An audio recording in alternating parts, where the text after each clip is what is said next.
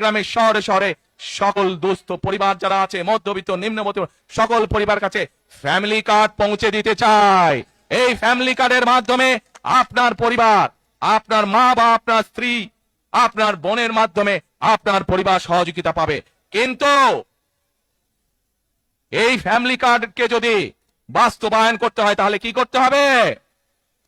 কি করতে হবে? ধানের শীষকে জয়যুক্ত করতে হবে। পারবেন? কোনো কার্ডের ওয়াদা দিচ্ছি না। 2000 টাকা দিয়ে একটা পরিবারের কোনো কিছু সমাধান হবে? আর আমার ভাই নাহিদ ইসলাম বলেছে তাতে আবার ভাগ বসিয়ে দেওয়া হবে। খাজনা আগে, তারপরে অন্যটা। 2000-এর 1000 আমার খাজনা, আমাকে আগে দাও, তারপরে তোমারটা তুমি বুঝে নাও। তাও না, কাল্পনিক কিছু মানুষের চরিত্র একে তাদের হাতে তুলে দেওয়া হবে, সরকারের হাতে তুলে দেওয়া হবে, বেকারের হাতে নয়। এই বৈষম্যগুলাকে আমরা দেখতে পাইনি। টাকা কোত্থেকে আসবে? টাকার সোর্স তো জনগণ। এটা তো আমাদের কারো টাকা না, জনগণের ট্যাক্সের টাকায় দেশ চলে। ট্যাক্সের বাইরে কিন্তু একটা বেসরকারি ট্যাক্স আছে প্রত্যেকটা মুদির দোকানে, রাস্তাঘাটে, হকারের কাছে, এমনকি রাস্তার পাশে বসে যে ভাই বোনটি ভিক্ষা করে তার কাছ থেকে একটা ট্যাক্স নেওয়া হয়।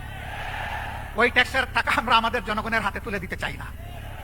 না শুধু তাই না, ওই ট্যাক্স বন্ধ করে দেওয়া হবে ইনশাআল্লাহ। ওই ট্যাক্স নামের চাঁদাবাজি আর চলবে না।